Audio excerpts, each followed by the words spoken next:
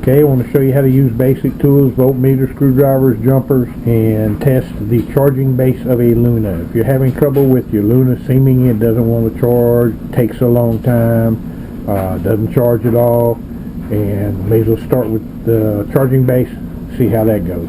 I'll show you what I do to check my stuff. Probably lots of ways. This is a Gary way.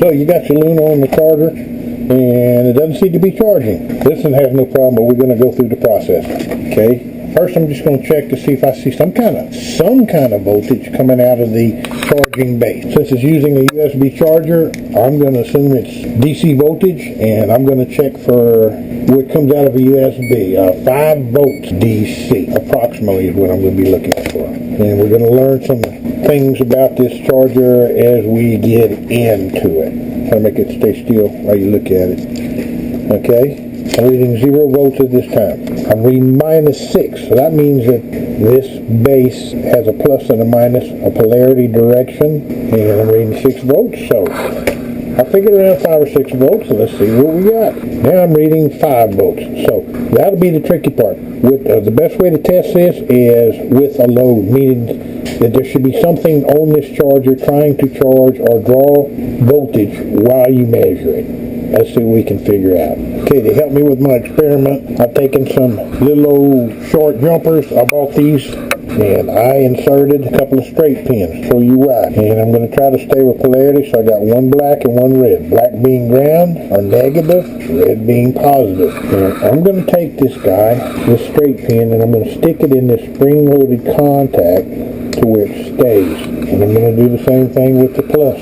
Or the red lead. We're going to measure to see if I got voltage or continuity to it.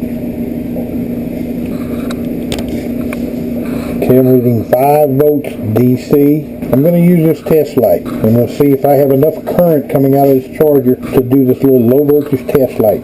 What that'll enable me to do is have a load or a draw on this charger while I'm reading. Okay, I got 5 volts, and it looks like it's pulsating, which makes sense. With a lithium battery, the way they charge is these charges theoretically are supposed to start at a low voltage, 2 volts, and 3 volts, 4 volts, 5 volts, 6, up to like more than what the voltage of the battery is. So if the battery is a 12 volt battery, it might go up to 13 volts or something like that, and then back down again, 2, 3, 4, 5, 6, 8. And that's how it charges. It cycles battery. So with a load on this charger, I'm reading 5 volts DC. That means this charger is working and providing current. So this is a good charger. And that's how you can use some simple little techniques to check your charger. You got to start somewhere if it's not working right.